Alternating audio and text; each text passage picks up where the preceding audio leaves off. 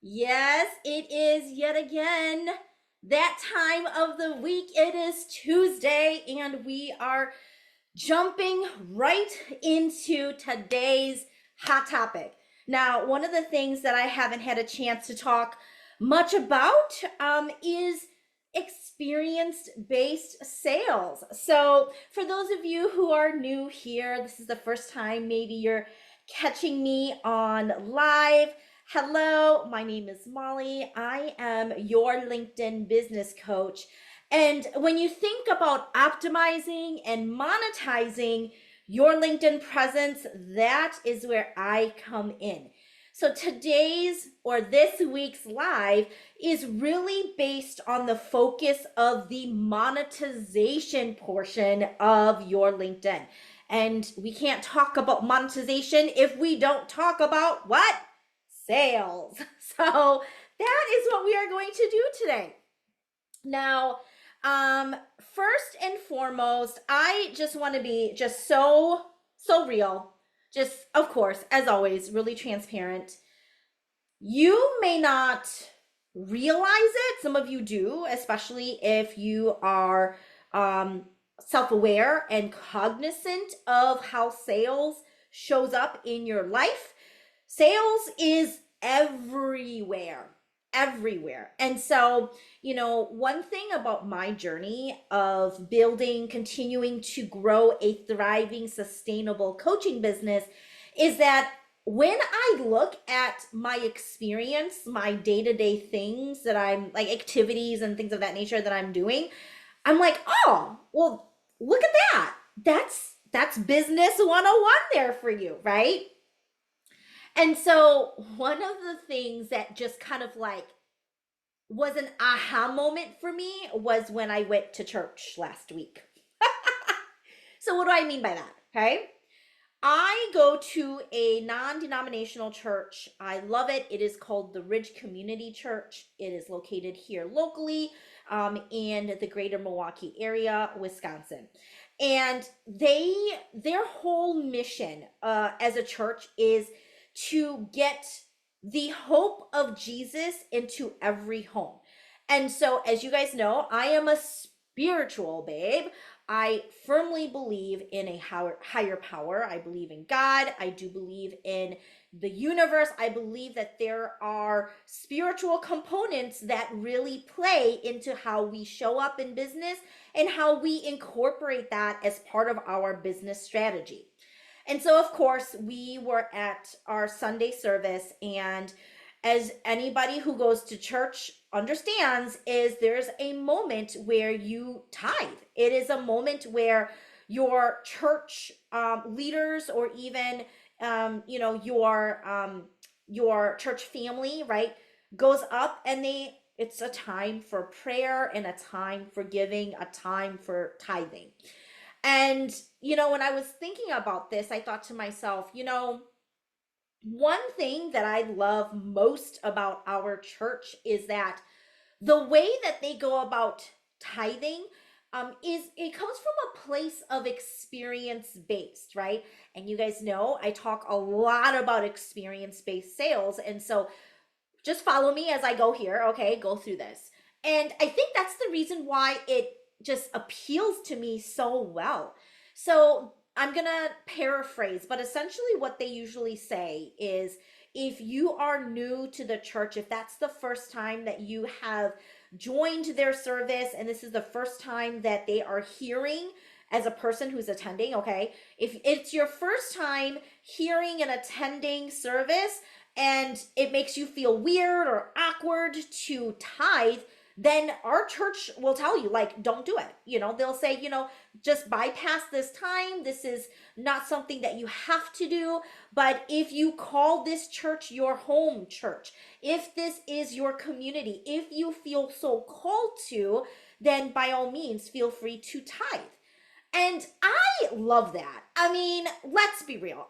I've been to churches, okay, in which tithing becomes a guilt trip. It's where like churches make you feel like if you don't give your 10% or if you don't tithe in general, then you're not doing the work. right, of what a true Christian should be doing.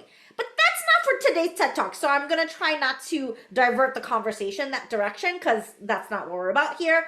But this really gives a perfect analogy of what experience-based sales is because at the end of the day, when you are asking people for money, regardless of if you are asking it insofar as tithing or whether or not you are asking on a sales call, when you are asking somebody for trade in value, right? So somebody is trading money to work with you as a coach, and you are trading your intellectual property, your skill set, your experience, your strategies, your methods, all the things, it can still get really weird, okay? Because again, like for anyone who's like, it's not awkward, yeah, you're lying. You're lying, okay?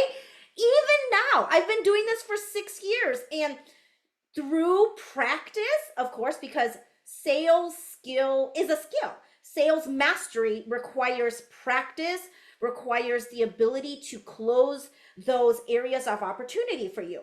But for all of my coaches out there and entrepreneurs who are like, yeah, sales for me is still awkward asking for that, this is the live for you, my friends, okay? So let's go back to this analogy of the church asking us for money, okay? At the end of the day, what are they doing?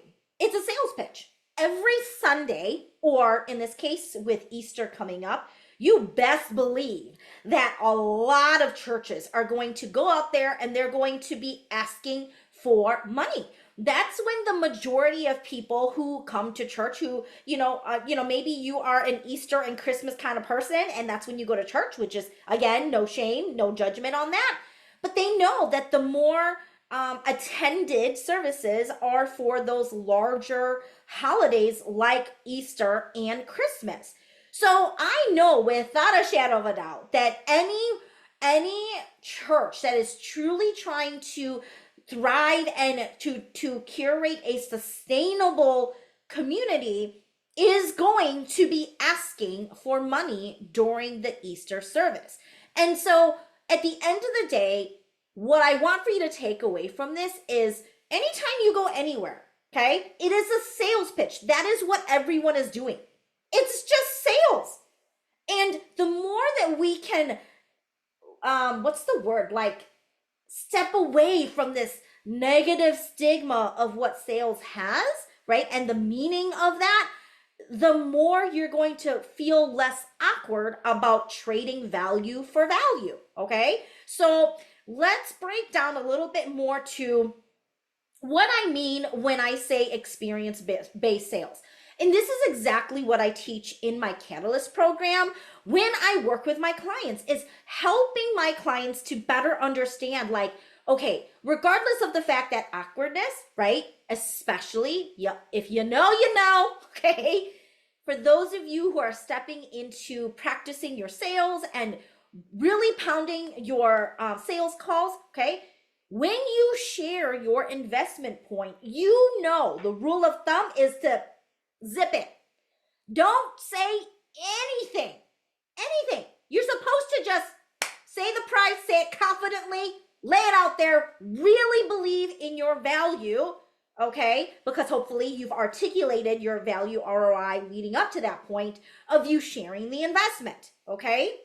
That silence will always be, one, very empowering, but two, awkward. And it's part three, necessary for you to allow for that silence to be there, okay? Now, one of the things that I have embedded into my sales strategy has been the experience-based component. So when I say experience-based, this is what this means, okay? Experience-based is really your ability to create rapport, which then creates psychological safety in the mindset of your buyer, okay? So that's what experience-based sales is. This is the reason why nobody likes to be cold pitch. This is the reason why everyone's like, yeah, okay, someone just slid into my DMs and they're trying to pitch me something. That's the reason why it never works out well. Okay, the majority of the time. They're doing a volumes game, okay, where for me, I would much rather keep quality and quantity of my sales in equilibrium, meaning that I may not have a ton of sales calls, but if my quality, in order to attract the right prospects, in order to nurture that trust, that rapport, and to give them an experience of me, when they hop on a sales call with me, those two go hand in hand. I'm going to have a higher rate of closing that sale. Why? Because I have given them the psychological safety, okay, to be vulnerable with me. And again, if you know, you know. For those of you who are pounding your sales calls, you know that when somebody schedules that discovery call with you, it is one of the most vulnerable things that they can do. When they book that call, they are raising their hand and they're saying, I need help. And I don't know about you, but a lot of people, myself including, okay, really struggle with asking for help. There's almost this sense of like, oh my gosh, I really have to surrender. I have to be honest with myself. I just have to look myself in the mirror and say, guess what? I can't do this by myself.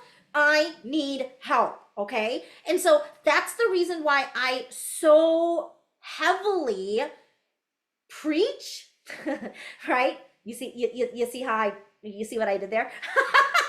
I'm such a nerd.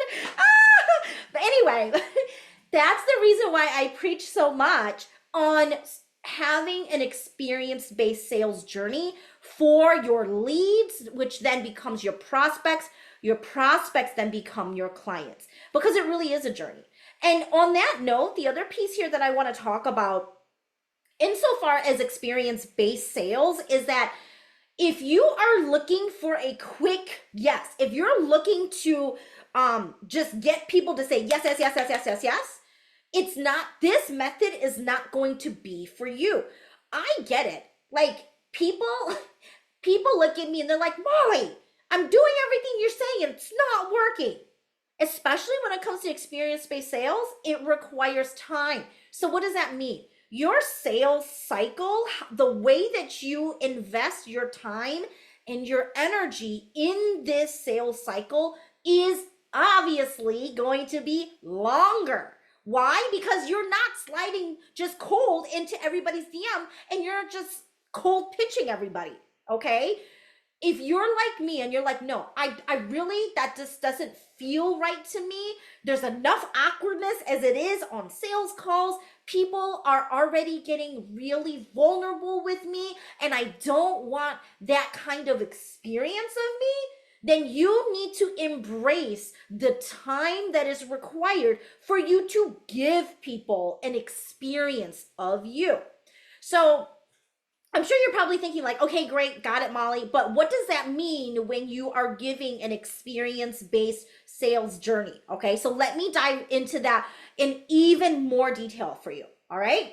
So experience-based sales is this. It is your accountability. You embrace this for yourself. You know that as the CEO of your business, it is your responsibility to earn the trust of the people who will eventually become your clients.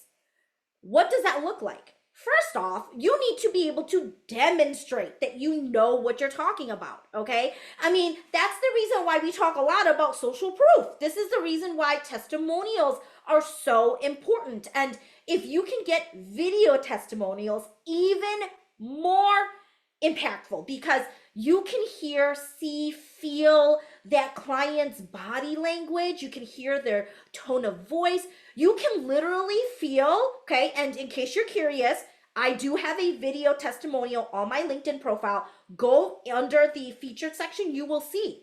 I want you to watch that. Just watch how Sarah talks about her journey and what she got out of coaching with me. Okay, this is the reason why, again, you are demonstrating as the coach that you know what you're doing, because it is when, like, again, just completely being direct here, okay?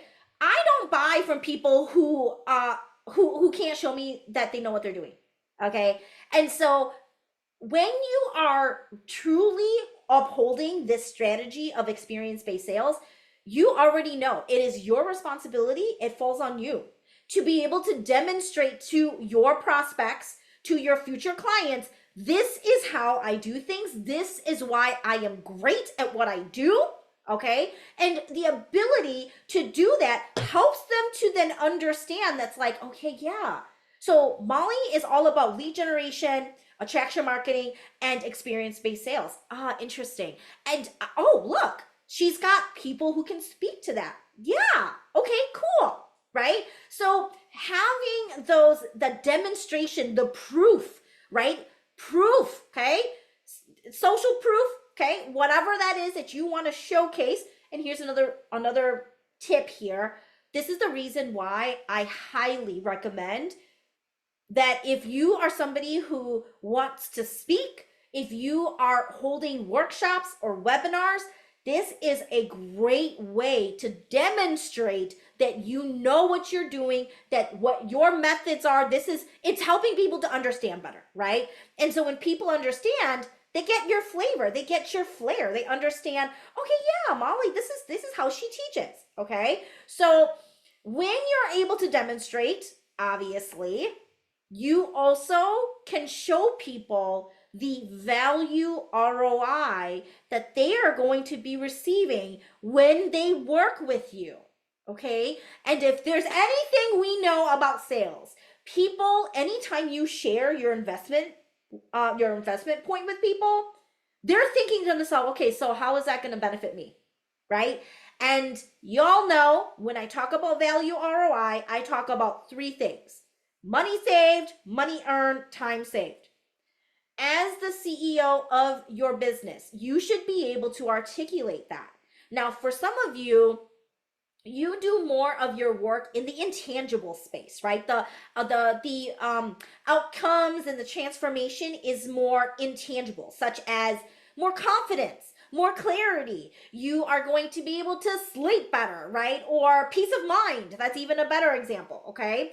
I want for you guys to take the feelings of what your clients will be experiencing and then tying it back to those three key value ROIs. So for example, what is having more confidence going to help them? How is having more confidence going to help them get more money? Okay. Now, for those of you who are career coaches out there, I can tell you right now, helping your clients to get more confidence means that they're going to be able to interview better, which then therefore it says that they could also negotiate for more money because they're more confident. Hello, ding, ding, ding. Okay. So again, when we're talking about experience-based sales, this is the way for you to be able to articulate your value ROI, to demonstrate your skills, your strategies, how you come about and you show up to do the things for your clients. That is an experience-based sales journey. Okay. And I will share this, okay? Because you are giving people experiences of you, number one, hopefully, if you are being authentic, if you are being genuine about who you are, doing that is consistent. And some of you guys have talked to me on clarity calls already. And I say that to you all the time. My intention is that every single experience that you have of me is consistent. Regardless of if you're listening to a live, regardless if you're hopping on a formal discovery call with me, whether you're listening to my podcast, whether you're reading my posts, whatever that is, that my experience that I want to give to each and every single one of you is consistently me through and through. Okay. And so again, people are learning more about your personal and business brand, because they want to know the person behind that. So at the end of the day, people, that's that question of like, okay, well, Molly, in the sea of coaches out there, okay, why would someone hire me over so-and-so? Your brand, the experience that you give to them is what is going to help them determine, like, I'm going to book the sales call with her instead of her. Okay. And so at the end of the day, excuse me, at the end of the day, experience based sales, again, demonstration, okay, proof, ROI, value ROI should be very specific here. Experience based sales is also the ability for you to stay consistent with your brand through and through. All right. Last thing I will say here for you is, you know that you are doing experience-based sales right and doing it well is when you hop on a sales call and someone says to you, okay, after you share your investment point, okay, and your prospect says, you know, whew, that that's a steep investment point, but I know you're worth it. I know that the value that you bring to the table is equivalent to the price that you are charging. That's how you know.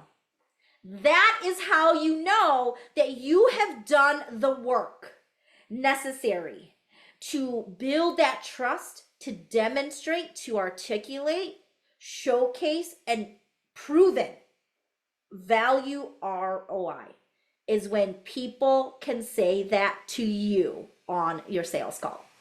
And that is what eliminates the awkwardness. Because honestly, as a high ticket coach, okay, when I'm talking to people, yeah, they know. They know. They know. There is nothing that is sticker shock for them because guess what? I have been nurturing this.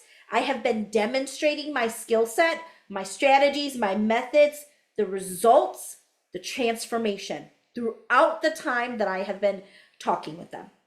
Okay. And so at the end of the day, it allows for you to stand firm in your value and in your worth, knowing that now the ball's in the court of your prospect and you just have to help navigate through any fear, hesitations, or any other sales objections that they may have. All right. Now, as you guys can tell, I love talking about experience-based sales. If this is something that you are wanting to get better at, and if you're like, Molly, I really do enjoy your method of not just cold pitching people. I prefer the the long-term game, right? Where you are nurturing those relationships before you go ahead and pitch somebody. If you're really looking to close or elevate those gaps, reach out to me. Okay, right underneath this this post, you'll see right underneath my name in my picture, book an appointment. Let's have a talk. Let's help you to start owning your value, your worth, and eliminating that awkwardness when you're asking for value trade, okay, on your sales call. Until then, I'll talk to you next week. Bye.